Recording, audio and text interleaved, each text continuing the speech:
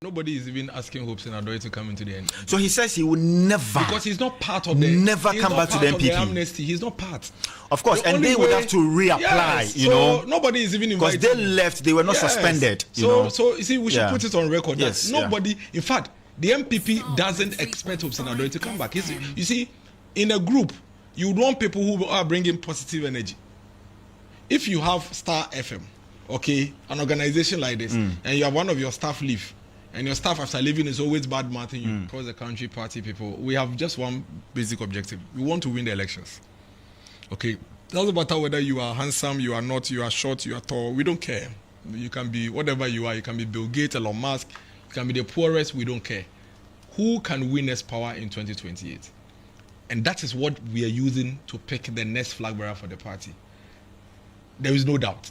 There is absolutely no doubt that that person is Dr. Mahamudu Bawumia. Oh, interesting. You see?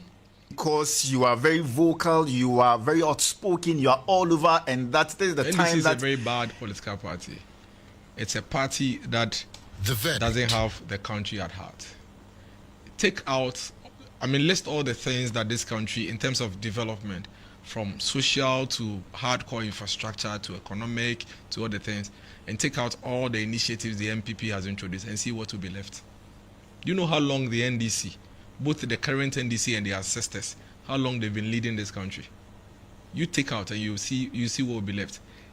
So even till today, you cannot pinpoint any significant, and the key word is significant policy or initiative that the NDC as a political party or as a group has introduced in this country. Are you aware that in this country, with the industrial gap that we have, the hole that we have to fill before we can get our industrialization, getting somewhere, is as a result of the NDC? That between 1990 or even take it to 1989, to the time they exited power in 2000, they sold over 300 factories owned by the Republic of Ghana. They set up what we call the Divestiture Implementation Committee. And what that committee simply did was that they sold our corned beef factory, they sold our mirror factory, they sold our car tire factory, they sold our matches factory, they sold our aluminium factory, they sold everything and sold it to themselves. Some of them they converted into churches. They sold our nail factories. We had 300 factories as a country. They sold all. How can I possibly be part of such a political party? No way. How can I join such a political party? This is a political party that has sent our country back almost about 45 years. And we are now trying to work our way back, to our peers and to the level of our peers. Malaysia and Co, we started with them in terms of independence. Malaysia actually came to Ghana to come and pick their palm, plants from us. And today look at where they are. And we are where we are, and I continue to blame and there's no doubt about that. We are where we are because the NDC destroyed our industrial base. Not just that, even our governance. And today sometimes they make it look like they've done us a favor by bringing us back to the democratic dispensation. How did we get here in the first place? Your founder is the one who took guns and removed democratically elected, our leaders. Let me tell you, sometimes people forget. There used to be a time in this country that the NDC had a policy they call search and destroy. They go after individuals and private business people and destroy their businesses. It was in this country. Our market women were lined up on the street of Accra and lashed in plain daylight. Businesses were shut down. People were kidnapped from their homes and shot in their heads. The NDC and their ancestors. You understand? So I cannot possibly be part of such a political party. I'm convinced that the New Patriotic Party is the party for the people, is the party for humanity. It is a party that thrives on free speech, party that thrives on private sector driven development, where we believe that every individual should be able to work all by himself and make money and use his own money and enjoy his money and spread it as much as he wants to spread it without any restriction or inhibitations by anybody. That for me is how human nature is structured. That every human being should be free. You should be free to do whatever you want to do. And between the NPP and NDC, it is the NPP that advances that cause of freedom for all humanity. a bit confused. You talk so good about the NPP, knowing that just in 2024 they were voted out of power. You think that the people of Ghana didn't make that right choice by voting for the NDC? Democracy. The verdict is the will of the people. And if in 2024 the people felt that between what the NDC was saying and what the NPP was saying in terms of solutions that were needed to confront our challenges in 2024. Remember, at every point in time, our challenges are different. There used to be a time one of the biggest challenges of this country was how millions of young children couldn't pursue secondary education because they couldn't afford. By the time we got to 2024, that was no longer our challenge because the Kufuor had fixed it. You understand what I'm saying? So in 2024, I think the people of Ghana believed that whatever it is that the NDC were preaching as a solution to our challenges were the best. We cannot appraise it now. Only time will tell. So by the time we get to 2028, then there will be a proper appraisal as to whether they actually told us the truth or whatever solutions we thought they had was actually the right one or not. Then the people will take a decision. So no, I don't think the people made any mistake.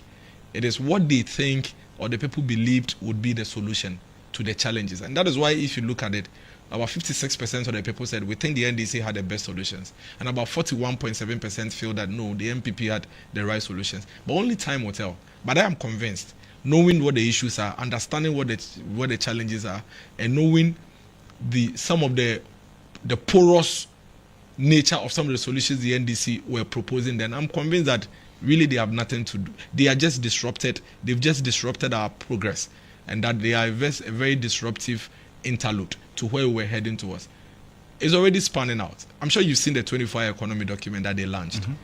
The fundamental of the 24-hour economy was that there was going to be a 3-shift work system. Is that not the case? Is that not what they told you?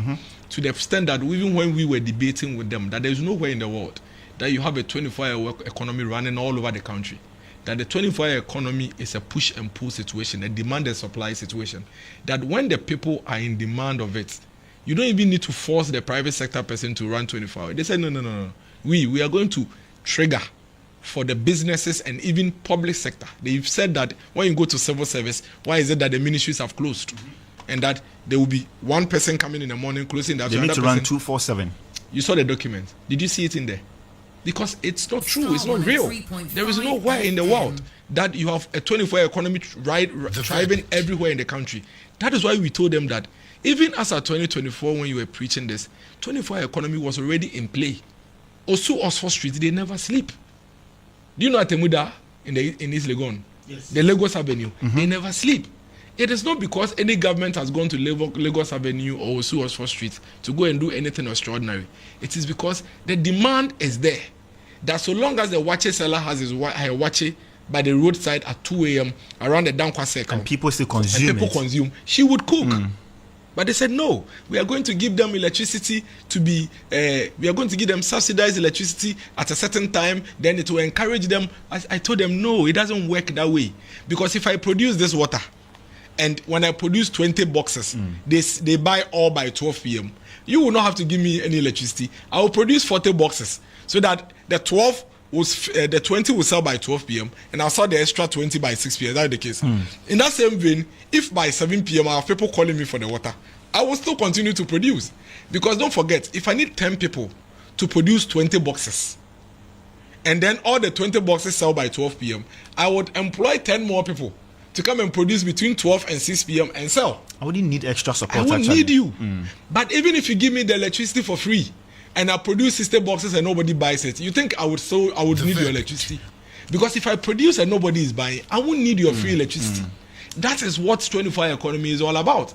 And that is why even if you go to the US, even in the heart of America, Washington, D.C., the biggest of malls would have closed by 8 p.m. But when you go to NYC, on the streets of New York, Times Square, they will be open. Yeah. You understand what I'm saying? So that is how it works. But they insisted that the watches seller around Lakeside will sell watches. The national chairman said that they've organized on the Techima Highway will operate. The president actually said that clubs will operate 24 hours. That in the morning, clubs will still be operating. He said it at their manifesto launch. And I said, it was absurd. It didn't make sense. It didn't make no sense. Why would a club owner open his club in the morning at 11 a.m. when there's nobody in there. But today, if the club opens at 10 a.m. and there will be people in there, they won't wait for you to come and give them any incentive. Indeed, if you come and force me to take your incentive, your free electricity or your subsidized electricity, do you know what I'll do? Because I know that it is only 20 that I can sell. If you tell me that, okay, you operate at 1 a.m. so that I can give you subsidized electricity, I'll just cut my production in the morning. The one that I used to produce 20, I'll just tell the 10 people that, Charlie, 5 of you should come in the morning. The other 5 come at 1 a.m. The same human resource I'm using, the same production, zero sum effect. But here we are. They sold it to the people. The people believed it. We told the people what we believed was feasible or not. It didn't work. We wait for the results in 2028. Let's still come back. I mean, this is quite interesting, but let's still come back to the free SHS policy, which of course a lot of people benefited from, you know, parents, students across and all that. A lot of people have said that chunk of the energy and then resources went into that at the expense of other sectors, crumpling the economy. It was the reason why they had to just vote you out, because you focus so much on free SHS, leaving the other sectors to suffer. No government in the world, not even this government, is going to be able to deal with all our challenges and issues at the same time. Nana Addo had one fundamental belief. His view is that the country cannot continue to churn out hundreds of thousands of young people on the street with no hope, no dream, no plan every year, and think that they will have a future. So if for example, in 4 years, you are churning out 3 million young people who are unable to continue their education. So after GHS, nobody knows what happens to them. They are terminated and they are on the street. You are not developing your country. You can build roads, you can build even shipping lines, you are doing nothing. Because by the 20th year, you would have churned out over 10 million people who have no future, no value. And so by the time you realize, you have created more unproductive citizens, and the productive ones are like this, and it will tilt the balance against you. And so if Nana Addo decided to focus on making sure that every household is able to get well-educated young people with value addition, that is the way to go. If we needed to have a long-term sustainable plan towards our development, then what we need to do is to build our human resource. When you build your human resource to the point where the value addition is there and you have a certain standard, all other things will follow through. And so he made no mistake whatsoever if his focus was on free SHS. And that's why I keep telling you that the free SHS decision was a big decision. It's not a decision that is being taken by faint-hearted leaders. Okay. I don't think it's the kind of decision that an NDC leader will be able to take because it's not sexy. It's not the kind of decision that people, you know, in our part of the world, elections is about what people are saying. Oh, this is an interchange. Oh, this is a road. Oh, this is a school. Let's go and vote for them. But when you are investing in the people, you need these people to go the full length and get to the end of whatever investment you are doing in them, then they will become your ambassadors. Trust me and put it on record. 10, 15 years from now, Akufo-Addo is going to have millions and millions of ambassadors speaking for him and testifying for what it is that he's done for them. But for Akufo-Addo, some families never had hope. Akufo-Addo is the only reason why in some families, for the first time in the history of their lives, they have a child in the university. A lot of them by basic school, they are done. The verdict. Have you ever seen that documentary about that boy from Adeso? The boy went to Brunel University and became a first-class student. That boy defined free SHS. I will try and get you the definition. But it's an equalizer. That is how he defined free SHS. That it is the perfect equalizer. That is the only way you can have a poor man and a rich man's son sitting in the same room. Education. And so if you have a country where every year you have hundreds of thousands of your citizens not being able to get into the classroom, and only the rich or the privileged, those who can afford that in the classroom, what are you doing? If you build the roads, build the schools, build the hospitals, and your citizens are being left on the street, what are you doing? Today, for the first time in our history, those who are going to write WASSE, girls in the secondary schools going to write WASSE are more than the boys. Something we've never seen before. Do you know why? Because in this country, for the poor persons, when the children complete GHS and they have to continue, they always sacrifice the girl child. If I don't have money to pay for both, the girl child will remain at home and then the boy will go. But because of free SHS, every girl child is in the classroom. And that is why the girls now who are writing WASSE this year are more than the boys. You know that already in our population, the female population is more than yeah. So wasn't it strange that we had the population where females were more than males, and yet when you go to the classrooms, girls in the class were less? That has been balanced out. Nana Akufo-Addo has ensured that nature has taken its right course in the classroom. That testimony will not come now. It will not happen now. But I pray that Akufo-Addo lives long enough. He lives long enough to see the output of the investment is made in this country. That is the biggest initiative by any government since independence, free senior high school. But you see, so after secondary school, what becomes of all these students? No tertiary policy, no job opportunities. Where lies their faith? Where do they go after secondary school? Does it just end there? That is why Nana Addo and Akufo-Addo was doing all at the same time and building it small. So I tell you what, when Akufo-Addo was doing free SHS, do you know what he did? He realized that if you're going to churn out high-valued human resource, you need to make sure that the industries are ready for them. And that's why he introduced one district, one factory. That is why he introduced the automotive sector program, transformation program, where as we speak today, eight global brands are in Ghana assembling vehicles here. And when he was doing that, you know what he was doing? He was revamping the technical vocational training program, where when you go to our technical schools today, they are no longer doing the technical skills where they are using hack and saws and hammers and everything, but they have state-of-the-art equipment in the classrooms, so that those who are studying mechanical engineering are using simulated labs which will prepare them for the automotive industry or sector that Nana Addo and Akufo-Addo was preparing and waiting for them. That for me is thinking. Like I said, it won't be realized now. You will not appreciate it today, but in the long term, I keep insisting Akufo-Addo is going to be hailed as one of the best presidents this country has seen. So he took bold decision. Absolutely. It's a kind of decision where the NDC, No, you will suffer the consequences Akufo-Addo suffered because it's slow. It is slow. It doesn't happen at once. And so by the time you are going into the next elections, the people haven't seen what you have done. So you are likely to suffer for it, like we did.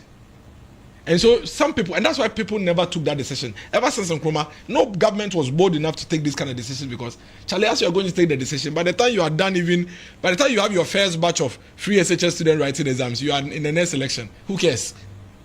Exactly. Didn't you study the market, how Ghanaians possibly even think about some of these policies, knowing that they don't have that time to wait until after 10, 15 years? You should have done something to just please them. Something. Akufo-Addo decided not to do that. That is why he suffered the consequences that he suffered.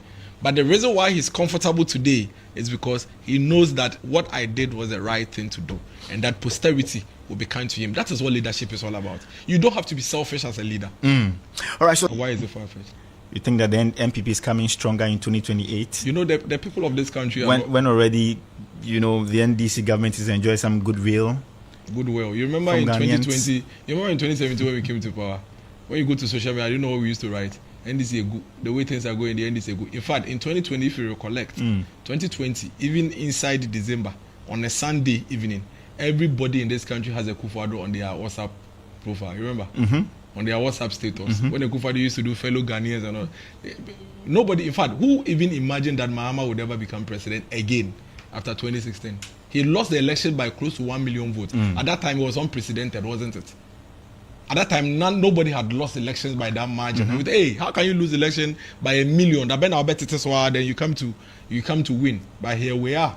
It's about hard work. It's about commitment. It's about dedication. It's about clarity in thought. It's about clarity in vision. It's about ability to let the people see what it is that you embody, you embody, and what it is that you represent. That is exactly what Dr. Mahamudu Bawumia is ready to do with the NPP party, to present ourselves to the people of this country in a way and manner that will let the people realize that these are the things that Dr. Mahamudu Bawumia has for the country, and we should give him the opportunity to also show us what it is that he's made of. What do you see in Dr. Bawumia that other people don't see? So the flag bearership contest is around the corner, somewhere next year, and you are still the communications director for that campaign. What do you see in Dr. Bawumia that we don't see? You think that he's the man for Ghana, even before that, for your party and then for Ghana? So let me deal with the party first. So with the party, all of us across the country, party people, we have just one basic objective. We want to win the elections. Okay, doesn't matter whether you are handsome, you are not, you are short, you are tall. We don't care. You can be whatever you are. You can be Bill Gates, Elon Musk. You can be the poorest. We don't care. Who can win us power in 2028? And that is what we are using to pick the next flag bearer for the party. There is no doubt. There is absolutely no doubt that that person is Dr. Mahamudu Bawumia. Oh, interesting. You see, Dr. Bawumia is the most prepared candidate. He's the most prepared candidate amongst all those who are running. He is the most formidable of all the candidates who want to be leaders of this party. And Dr. Mahamudu Bawumia is the winnable candidate of all those who are running for the What makes him winnable? So you see, you are going for a presidential elections as early as in the next 1,209 days. As early as in the next 1,209 days. You would need to present a candidate that everybody is ready to, let me say, everybody identifies with.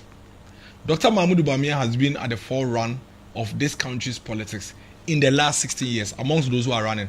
Like all those who want to be flag bearer for the NPP, none of them has been front line than Dr. Mahamudu Bawumia, because he has been running mate for 4 elections, and he has been presidential candidate for 1 election. No other candidate has that record. What it means is that he is well prepared. He's thoroughbred and marketed already for the contest. He's well marketed. He's known by name, known by face. He has been to every constituency at least 5 times. You can wake up a 2-year-old child today and ask him who is Dr. Bawumia, and he can tell you, he can point his picture to you. As a political party who is ready and poised to win the immediate elections, you need that kind of leader. You need that kind of flag bearer. Because you see, you may not have enough time. You may not have enough time to be able to position somebody to get to that level as Dr. Mahamudu Bawumia is. There's no doubt about his formidability. For us as a party, we take so much pride and delight in individuals and members who are able to stand up to our opponents. Who is this person that has never been afraid of the NDC? Who is this person that has taken on the NDC without looking back, without even thinking about himself first? Let me remind you of something. You recollect that throughout Nana Addo's government, you never hear anybody mention Addo's government. They will say Addo Bawumia government. Yeah, you know it's quite Addo Bawumia. Yeah. Did you ever hear Rollins Mills government? Did you ever hear Mills Mahama government? Did you ever hear Mahama Emisata government? But it was always Addo Bawumia. Forget about the past. Today, when was the last time you heard somebody say Mahama Nana Addo government before? So why do you think that when it was Bawumia's turn, all of a sudden the vice presidential role became so prominent? It was because of how he put himself out there and faced off with the opposition NDC. That he had no choice. Even today, that we are yet to get our flag bearer, you hear the NDC always mentioning his name. So for us as a political party, we are looking for that man that is willing and has proven to always put himself in a line of fire for the party. Always be at the battlefront for the party. And that person is Dr. Mahamudu Bawumia. If not for anything at all, ask yourself, why did he become so prominent as a vice president? And that in the history of this country, no vice president can be compared to Dr. Mahamudu Bawumia in terms of presence, in terms of visibility, in terms of delivery. Nobody, none, zero. Because already you are aware. Mahama and all those people can be compared to Bawumia. Tell me, you yourself, your candidate. Oh, really, miracles. Ask your support producer. Ask him. He's here. Ask him. Really? No, but he's here. Ask him. Let me tell you, John Jinapo. John Jinapo, who is the spokesperson of John Mahama. I have no video. I can send you the video that you play. They asked him, what does your boss do? That time he was the aide. He was the spokesperson of Vice President Mahama. He said, Professor Mills is handling the economic issues and the big issues. This is him. I'm quoting him. And, my boss, the Vice President, is handling the social issues like attending ceremonies and speech and prize giving days. These are John Jinapo's words. And this is John Mahama when he was Vice President. That was what he was reduced to. And that was what he was doing. But you cannot say same for Dr. Mahamudu Bawumia. So his formidability is without doubt. Now, of all the people who want to be flag bearer of the NPP, there is no doubt that if you are looking for one person that, okay, let's assume they are all on the same wavelength. But which one gives us the better chance of winning? And please, I pick my words carefully.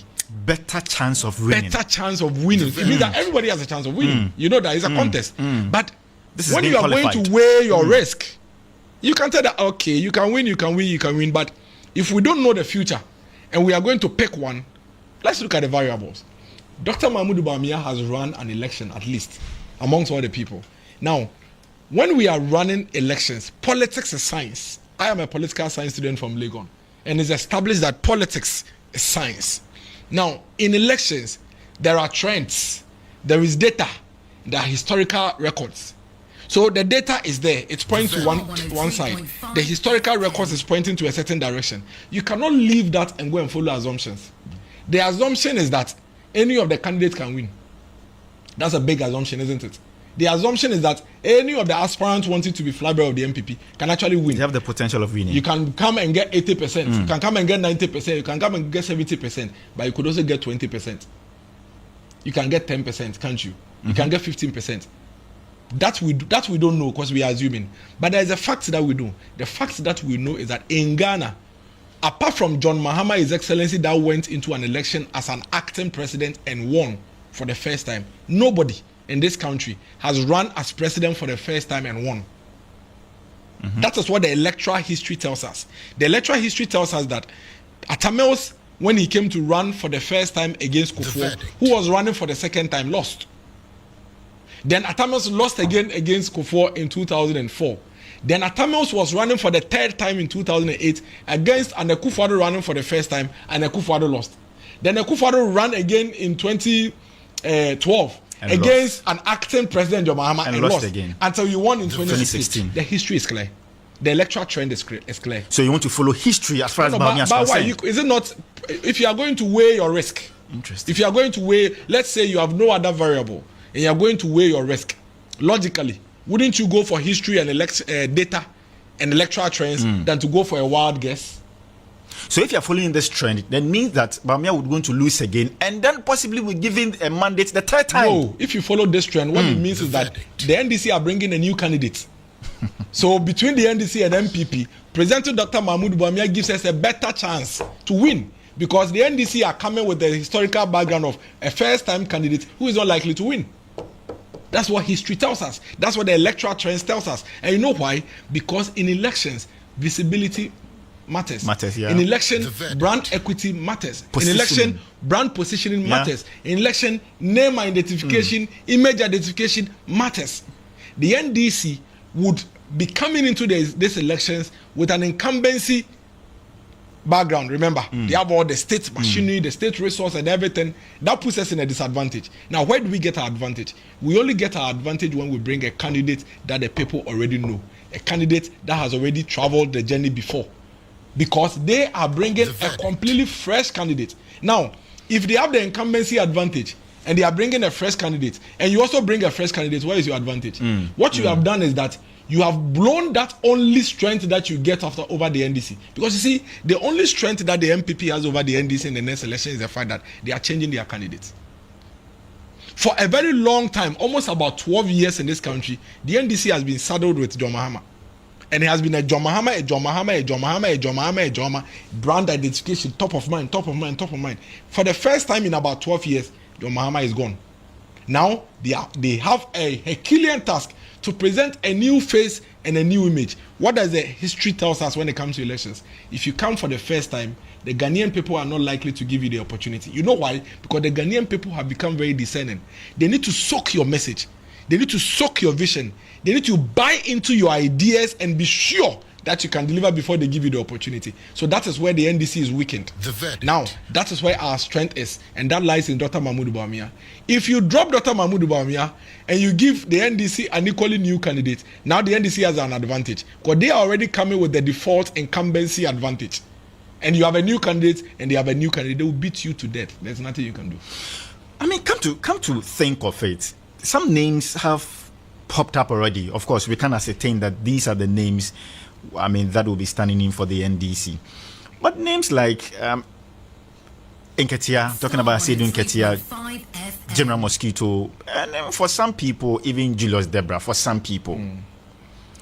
Let's say if you are working with Seydou Nketia, you think that, yes, of course, he's going to become the new candidate for the NDC. But of course, he's known, he's out there already. People know him and what he can do. You think that if Asedu Nketia and then Mahamudu Bawumia stand to compete for the same slot? You think that Mahamudu Bawumia will be able to win over Asedu Nketia? The two most popular politicians in Ghana who are actively playing in Ghana's politics is John Mahama and Dr. Mahamudu Bawumia. There's no doubt about it.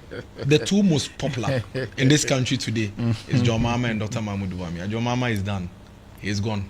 The most popular frontline politician in Ghana today is Dr. Mahamudu Bawumia. And guess what? Amongst all those who want to run to be president, both from NPP and NDC, the only person that any Ghanaian can recollect on top of mind what his vision is, what his plans are for every sector is Dr. Mahamudu Bawumia. He will beat anybody that comes from the NDC, including Asedu Nketia, the General Mosquito. Hands down. Without that, what is Dr. General Mosquito's vision and plan for Ghana? For now, he's the chairman for the NDC. Absolutely. So he is now going to be elected and now going to spend his time to try to articulate and sell himself. Is that not the case? You don't fear the candidature of, Asedu Nketia? Dr. Mahamudu Bawumia already has the confidence of about 41.7% of the Ghanaian voters. It means that without any doubt, if everything should hold constant, you're only going to add on. That's what it is. That's the truth. That's the truth. So all you need to do is to be able to convince an additional 9% and give them very good reasons why this time round they should test your vision for the country. I don't think you want to blow that and throw that away for a wild guess, a wild assumption. You understand what I'm saying? When you have the likes of Kennedy Japan, the engineer and all the people who have decided, and even the former education minister, Dr. Chum, all these great guys, you think that Mahamudu Bawumia still stands that chance to become the flag bearer for the NPP? Remember what I told you earlier. Anybody running for an election can win. Remember, everybody could win the elections. So you go for the one that has the brightest chance to win. So I would never say that you can win. You can even run as an independent candidate. The assumption is that you could win, because independent candidates can also win elections sometimes, that's not the case. But do you realistically believe that if you should run as an independent candidate in this country, you can win? You could. Big assumption. But do you realistically believe you can win? So all the names you are mentioning are people who could actually win an election. But realistically, if we are talking about winning an election in 2028, and we are looking for the brightest opportunity, the fastest path to winning for the NPP, surely Dr. Mahamudu Bawumia has an edge over them. But that is without any prejudice to whatever their capacity or capabilities are. Simply the case that Dr. Mahamudu Bawumia has been well prepared. He has all the indicators that makes him winnable, and is a bit more formidable than the rest. I want to activate the line for our listeners to call into the show. The phone keeps buzzing and the message over 100, over 120. I didn't know you had a lot of people really, following you like that. But you can call. That is 055-288-0216, 055-288-0216, 055-288-0216, or 0535-183317, 055-288-0216, or 0535-183317. Hello, good evening. Evening. Please, what's your name and where are you calling from? And then your contribution, please. My name is Gosu. I'm calling from Osu. Go ahead, please. Please, I want to talk to Miracle. Go ahead, please. I wanted to ask him, who sold Ghana golden tourism and Vodafone? So, in conclusion, what do you want to achieve with this particular question? He was saying NDC was the only people who set up diversity and sold all Ghana companies. That's why I'm asking him that question. That's fine. Thank you so much for this call. I'm grateful. Welcome. All right. So you can also join us. But quickly, I want you to come in before the next call comes. See, that's the point I always made. If the NPP was in power in the 90s, we would not have set up a diversity implementation committee to sell off. First of all, go and check all those Ghana Telecom golden today. They were not sold out. The government brought in a private sector partnership to still operate and make sure that those entities run. So Ghana Telecom was not sold off like the way the canneries and the World Miracle Chapel at Jowulu. Yeah. It was a corn beef factory. Today it's a church. Ghana Telecom is not a church, is it? It is still running with government shares and government interests even to date. All So right. that's the difference between the MPP and NDC. Right. So, hello, good evening. Good evening. Please, your name and where you are calling from. Henry Koforidia. Please go ahead. A miracle, you have spoken very well. In fact, I want to have personal talk with you. You are doing great a job for your party. But then I want that the cohesion between the candidates should be more fostered so that you have a stronger stand. Thank you. Thank you so much for your call, and I'm sure they've started this conversation already. They met over the weekend and then had a chit-chat amongst themselves. Let's see how that pans out in the future. So you can also call 0552880216 or 0535183317. Good evening. Your name and where you are calling from, please. Hello, my name is Joseph Amate. I'm calling from Pong. Go ahead, please. Please, I want to first of all recommend Writer Dennis Miracle Adorye for the good work he's doing.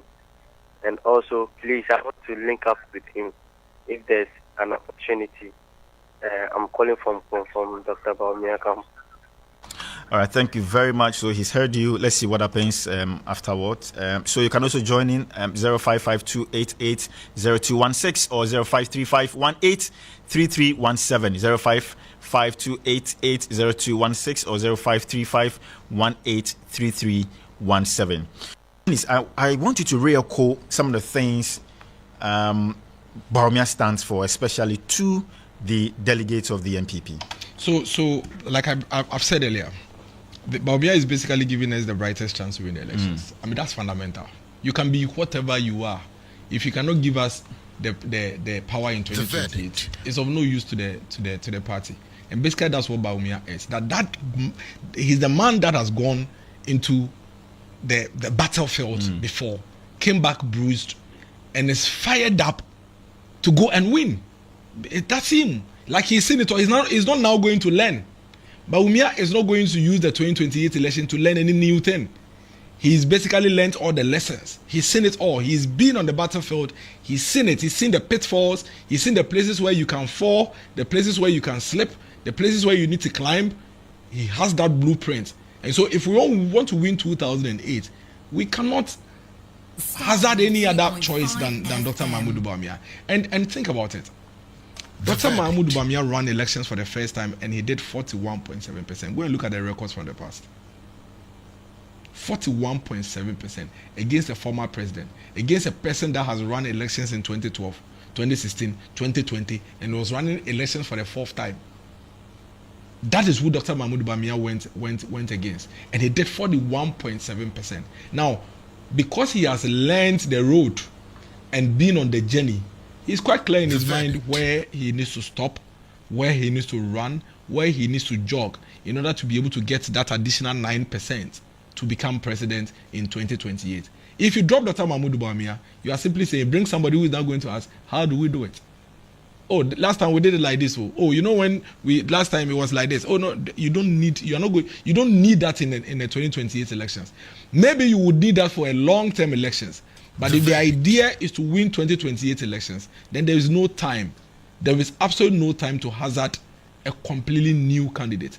And then you come to the other key attributes of Dr. Mahamudu Bawumia. You see, a lot of people do not realize that in Dr. Mahamudu Bawumia, we have a fine line between a technical person and a politician.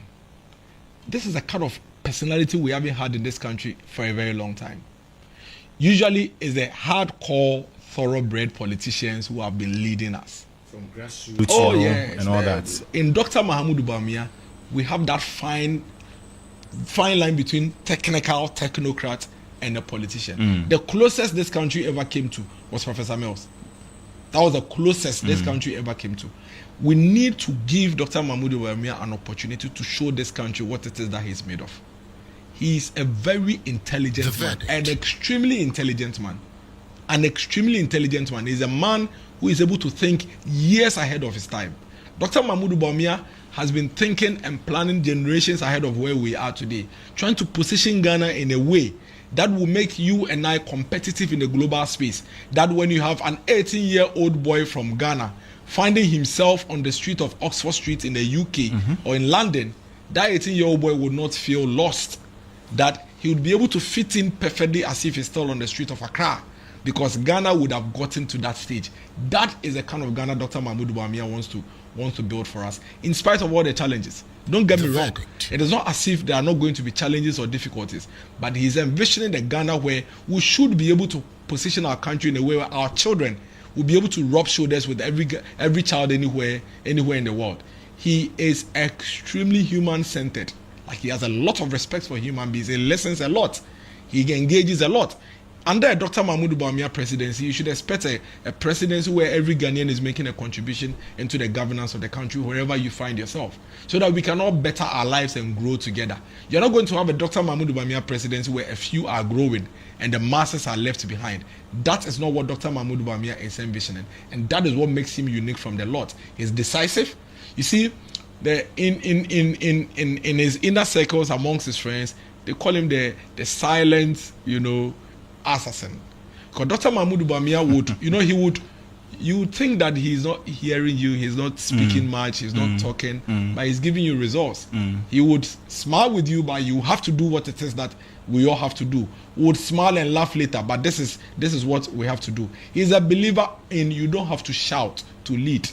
You don't have to scream to lead. He is a believer in you don't have to insult to lead. You don't have to let your voice be so loud before you lead. You can be silent and assertive. You can be calm and lead. You can be calm and assertive. You can be calm and get results. That is the kind of leader Dr. Mahamudu Bawumia is, and that is the kind of leader the Ghana we are envisioning, needs going into the future. His level of humility, his level of respect, his level of responsibility as an individual who believe that when I'm given a job to do, I must do it nonetheless, that in spite of all the challenges that will come with it, mine is to deliver the end goal for the people. That's the kind of person Dr. Mahamudu Bawumia is, and surely that is the kind of leader we need going into the future. So let me still do a few comments here, and then we'll continue. So for those of you who still want to call, you can please call 0552880216 or 0535183317. So this is coming from Abdul Razak. He says Dr. Mahamudu Bawumia is the obvious choice to lead the NPP. And then Morris says the only person who can win elections is Bawumia. And then Addo also comes here to say, keep up with the good work, Dennis Miracles Aboaje.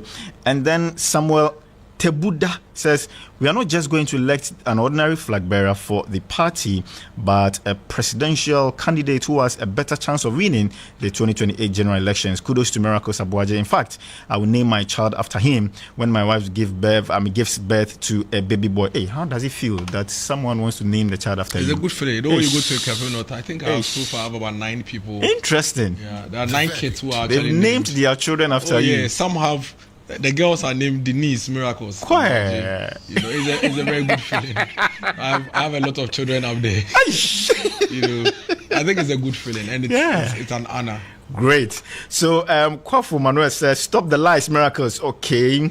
And then just after praising him, another person says, stop the lies. Anyway, that's how it goes, So Emmanuel Owusu says, okay, just an emoji who is in an excited mood. And then Uncle Ato comes back to say, Ghanaians are calling for a pragmatic leader like Kennedy Japan and all that. So let me go down. There are lots of messages. Let me see if I can pick all of them and then read all of them. Emmanuel Connie Mensa says, keep the good works. Luis Anochi says, Bawumia is coming. Deep thinking submission, Bawumia is coming. And then Dr. Mahamudu Bawumia remains the best to lead. Now, let's come back to some national conversation, especially regarding the Pokwase in Saom stretch.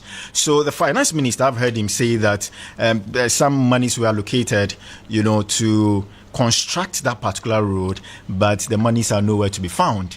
And Ghana should give them some time. I'm talking about the NDC and that they are going to fix it. But they keep blaming the NPP for not fixing that road before they left power.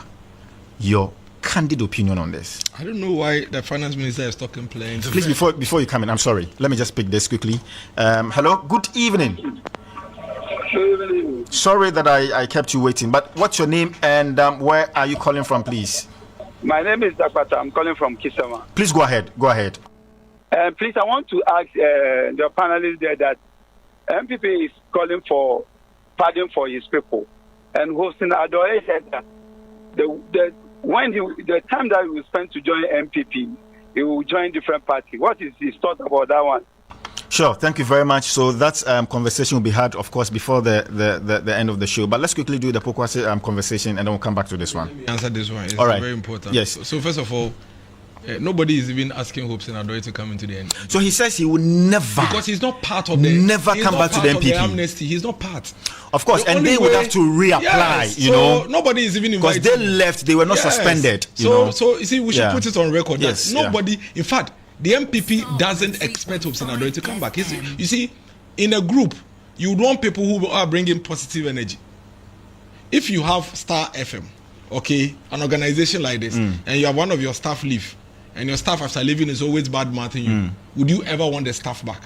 Not at all. Exactly. You would want a team that is pursuing a common agenda. I don't think there's anybody in NPP and that very would professional enough. Yes, I don't think there's anybody in NPP right now that will say that we want Hopeson back. Really? No. Why? But political parties, it's about the numbers. Positive numbers. Really? Otherwise, so in politics, you are dealing with positive numbers and negative numbers. No, positive miracles numbers. Abuaje. Yeah, positive numbers only. Really? No politician would want a negative. Do you know what one negative energy can do to? One negative energy can disrupt thousands of your people. Don't forget that when he comes back, there are other people who are very, very linked to him. So it's not just that individual perhaps you are looking at, but his mother, possibly his wife, his children. They may all tilt towards the NPP. If you come and you disrupt it, then we thank you. Don't come.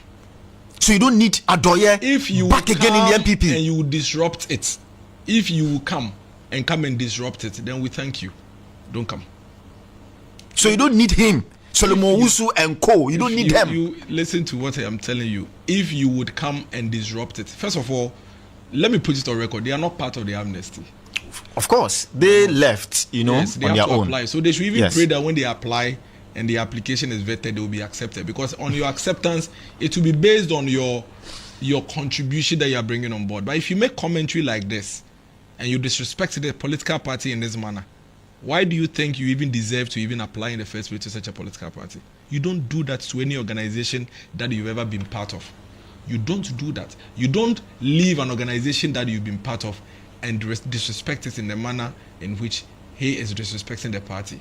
No, we thank you. But didn't the exit of some members of the party really affect the NPP in the 2024 elections?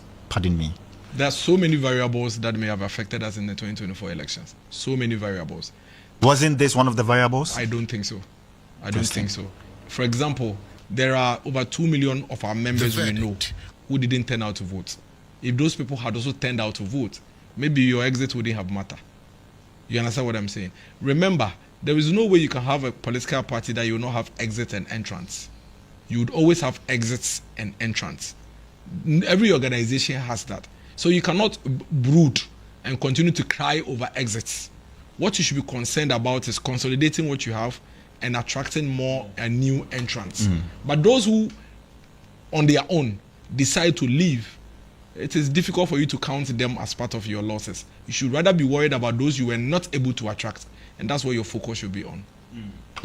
But of course, you're not part of the national leadership, but is the NPP thinking of possibly even talking to Alan Tremantin and the other people, in tow, and the other people who left on their own?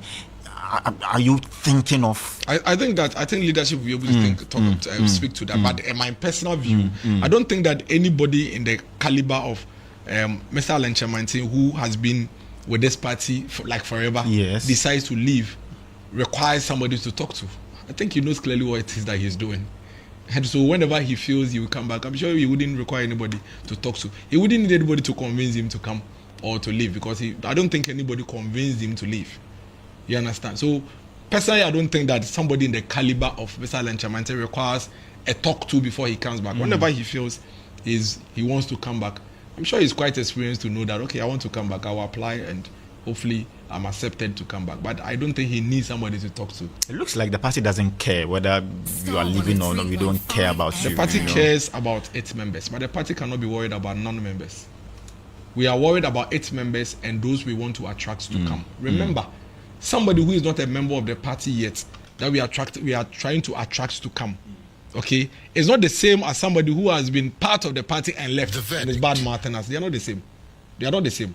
Like I said, no political party wants negative numbers. You only want positive numbers. So you are more worried about protecting what you have and attracting new ones. But for those who have intentionally, deliberately left and are even bad mouthing you and praying that you fail, why would you be bothered about that? After all, you're not looking for 100%, are you? You're not looking for 100% in an election. Because it is even disrespectful to those who are with you. When you are always worried about those who were with you and have left, and then you leave them, and so they don't matter. No, focus on what you have, protect it, and attract new people, and give them reasons why they should come. But for those who are with you, and for whatever reason they have decided to leave, they don't need to talk to. Whenever they are willing and ready, I'm sure they would be able to convince themselves to come. All right, so we can do the Pokwase and Sawom conversation now. So that's what the finance minister is saying. I don't know why the finance minister is talking plenty. When a government comes, the government inherits both liabilities and assets. The assets would include things that we've done. The liabilities will include things that we haven't been able to do, we have started and is ongoing. Yours is to come and finish what has been left and also do new things. Are you telling me that by 2028, every road the NDC government is trying to do, they would have finished? Or are you saying that when we came to office in 2016, there were no roads that were ongoing under the NDC that we came to do? So what is this thing about? I think it's infantile. This kind of politics, they are old school. You are finance minister, you are new government. There's a road that the government is doing. The government has started a road, done it to a certain level. It is ongoing. The contractor has raised a certificate, but the government who started the road is no more. It is your turn. Pay and let the contractor work. This thing about the money was made available. Yes, the money was made available and is not there, but it's been used for something else. For the same people. So what are you complaining about? In the budget, 2025 budget that they read, have they done everything in that budget? Are we not preparing to go and read the next budget in November? Why haven't they executed everything in that budget? The fact that you have made budgetary allocation in this budget 2025, it means that you can do everything in the budget. Of course, no. Exactly. So what is he talking about? You should just pay and let them do the work for the people and let the people have free movement and stop all the plenty talking. All right, so this is still the verdict right on Star 103.5 FM. My name is Isaac Ade. Of course, on the flip side, I have Dennis Miracles Abuaje, Director of Communications for the Bawumia campaign. You can still join us with your thoughts, comments, contributions, and possibly a question for Miracles. He's still in the studio. In the next 5 minutes, we'll get to wrap up and then say good night to you. But if you still have the opportunity to be part of us, this is the opportunity. So you can call 055-288-0216. Hello, good evening. Good evening. Please, what's your name and where are you calling me from? I'm Gosi. I'm back from Osu. Okay. I wanted to ask Dennis from Nungwa, this stretch up to Osu, since 2020, were they able to complete it before the league power? Okay. From Nungwa here, only Nungwa here to Osu. Is that talking by heart? Oh, no, I will not allow that. I will not. I'm sorry, but I have to end this call. No, I will not have you disrespect my guests. Okay, that I shan't take. Okay, you can also join us with your thoughts, contributions, questions. Yes, please. Let's go. Good evening. Good evening. Please, what's your name and where are you calling me from, please? The verdict. My name is Isaac. I'm calling from what do you call it? Sakumono. Name, I hope you are okay. The way you've forgotten of where you are calling me from, I hope you are okay. Boko dear. I'm okay. I'm okay. Please go ahead. Go ahead. All right. Thank you so much for the program. I was listening to Miracles, and I think sometimes you just have to tone down a little bit. I mean, talking about the minister talking too much, I think it's too harsh. I mean, I like listening to him, but sometimes when I hear him speak, because you just have to be humble and explain the things to the people to understand, but not going on to attack others. You may disagree with them, but I think sometimes he has to do that. We are all learning from him. So, thank you very much. Thank you too. So Miracles, when people say that you love to attack, well, others also feel that it's just an opinion you are sharing. Have you heard things like this? Okay. I'm sure everybody in this country knows that I am just factual. I stick to the issues. Maybe it's about the posturing. No, I mean, and the expression. Can you give me and all one that? single attack since we had this conversation? Exactly. I'm finding it very difficult to. So for me, I think that usually in politics, especially when you're doing political communication, be rest assured that everything you are from the NDC side you are saying, it will not be palatable in the ears of the NPP. Exactly. And everything you are from NPP saying won't be palatable to the ears of the vice versa. So it is very much understood, but I have a principle. Right. Stick to the issues. Right. Stick to the facts. Right. I have stuck to the issues and stuck to the fact from day one. And I'm known for that. And I will not depart from that. It may not be nice in your ears. Because, for example, I don't know why a finance minister will come and sit on radio and say that the previous government has squandered money, which is a lie. How else should I put it? Allocated for that particular project. The fact that money is allocated to a project doesn't mean it will be expended. Is it the case? So you are talking too much, are you not? Interesting. Yeah, you mean the finance minister is talking too much? Yes, because all you have to do is release money for the people to work. You don't have to come and talk plenty. And possibly that's why someone will say you love to attack. Because if you say he's talking too much. Yeah, but he is, isn't he? You are telling me. See, that's what I'm saying. I stick to the fact. Is he not? If the people have been complaining for months, and instead of getting it done for them, it is always talking and trying to explain. Are you not talking too much? How else do you? What is the synonym for you're talking too much? Good evening, please. Oh, sorry. I'm very sorry. I apologize. I'm very, very sorry. You can try again. Yes. Thank you so much for coming back. Yes. Hello. Good evening. Yeah, evening, Isaac. Yes, sir. Please, your name and where you are calling me from. My name is Rasasi, calling from Christian Village. Ras, please go ahead. Please ask your panelists there that a year 2020. So he's called Miracle Sabwaji. You know him. But I say your panelist, Mr. Bwaji, a year 2024, your NPP government let us know that year of food, when you go, even let me just give you Rolling Spark, just go there and see it. Was there fine?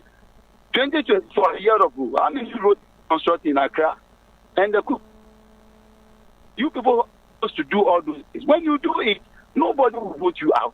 You did do what the hopeless want, what the hawkers want. You are there chopping money, nyafu. Today you have power. Let us who is in the job to do it. Them out. Relax. If they didn't, NDC. We don't support any party. We want to be Ghana. We want Ghana must be transformed. Our road network must be accurate.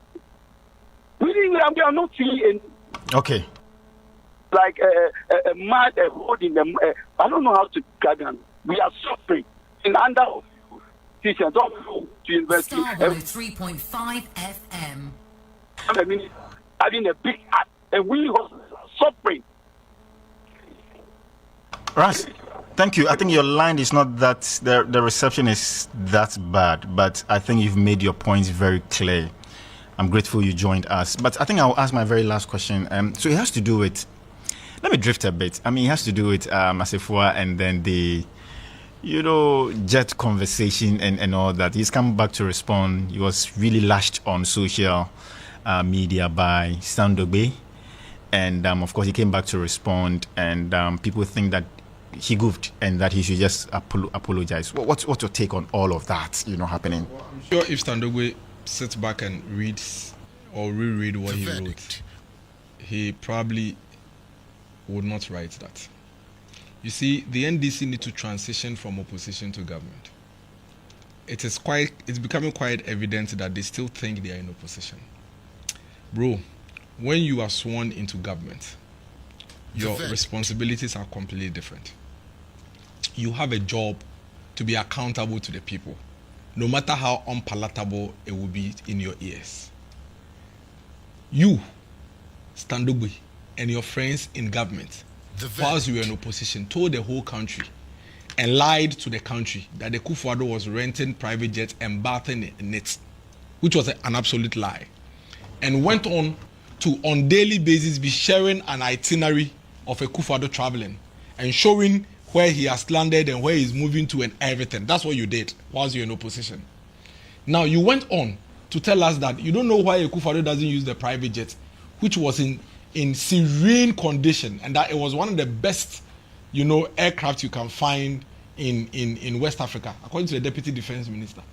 So if the president is traveling, and we find that the president is not traveling with the presidential jets, and we don't know which airline the president traveled on, and we ask you that we have gotten wind that the president has traveled with a private jet, because the last time the vice president traveled out of this country, Nana Jane, she traveled with a private jet, and that the foreign affairs minister, who probably is part of the delegation, told us that if his government should ever travel on a private jet, he's going to resign.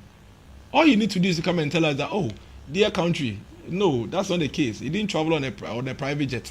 He traveled on Emirates flight, so and so at this time, and he left. And that was a commercial flight. Remember, if indeed it's a commercial flight, it means that there could be over 200 more people on that flight with him. So it's no longer a secret. So all you needed to do was to come and put that out. The last time you guys did it to us while you're in opposition, Eugene Ahin released a long statement and explained the entire itinerary of the president and showed you how the president traveled. What is this thing about coming to insult the MP? And you are in government though. Whether you insult or not, we will come and ask you again tomorrow. But do you admit that Assefuwa goofed? How did he goof? How did he goof? He said that he believed that the president didn't travel on commercial, and that if you are unable to provide details of how the president traveled, looking at all the aviation information available on the day the president traveled, it is likely the president traveled on this flight, because the movement of this flight, which is headed towards Japan, shows that the president might be on that flight. How is it? In fact, he didn't even mention the president's name. He didn't even mention the president's name. But yes, we know it was about exactly. Him, so obviously. All you had to come and say, oh, honorable minister, that is not the case. Honorable member of parliament, that's not the case. The president actually didn't travel on this flight, and that he traveled on Emirates flight, so and so and so. You didn't have to insult him. Do you think it is right for the chief of staff, the deputy chief of staff of the Republic of Ghana, to write and speak in the manner in which Standogbe spoke? How long are you going to do that? Because we are not going to stop talking. So how long can you continue to come and insult? Oh, so he should expect more. But of course, but if anytime the president travel, you should let us know how much we are spending on the president travel. Or you don't think the people deserve to know that? The people don't deserve to know that. You should tell us. Anytime. Because you set the standard. And then you should come and explain to us why the country has spent money on a presidential jet, and yet you are not traveling on a presidential jet, and you are risking the life of the president in transiting for hours and sitting in trains and what have you. You should come and tell us that. You don't think the people deserve that? Why does Stan think that they are special and they can be treated specially from how they treated Akufo-Addo? Why? Is it not strange to you? Do you disagree with the member of parliament, Vincent, for trying to seek information as to how our president left the country? Do you disagree with him? So, when you set the standard for us, and I always keep saying that for the entire length that the NDC is going to be in power, I am never going to ask the NDC to do anything outside what it is that they promise us. Okay. Never. I won't do it. I'm not the one to come and tell the NDC what they should do. But I'm simply going to put them to their own measure. You said that you never travel with a private jet. You can't travel with a private jet. The verdict. If you want to travel with a private jet, come and apologize to us. And let us know that you were just doing unnecessary politics at the time you were making noise about the private jet situation. You said that the presidential jet was in pristine condition. Come and tell us why all of a sudden in 6 months it's no longer in pristine condition. What did you do to it? Because we left office barely 7-8 months ago, and you had custody of it. Why? Why is it no longer in pristine condition? Your own measure. We are not asking you to do anything special. If I come and tell you that cocoa farmers give them 6,000, I'm not telling you what to do. I am simply telling you that the finance minister said it, even at his vetting, as recent as March, that cocoa farmers deserve 6,000. That the agric minister said that if they don't give them 6,000, then what are they talking about? So I am not going to put the NDC on any measure. But the NDC cannot think that they are going to be treated any different or special from what they deserve.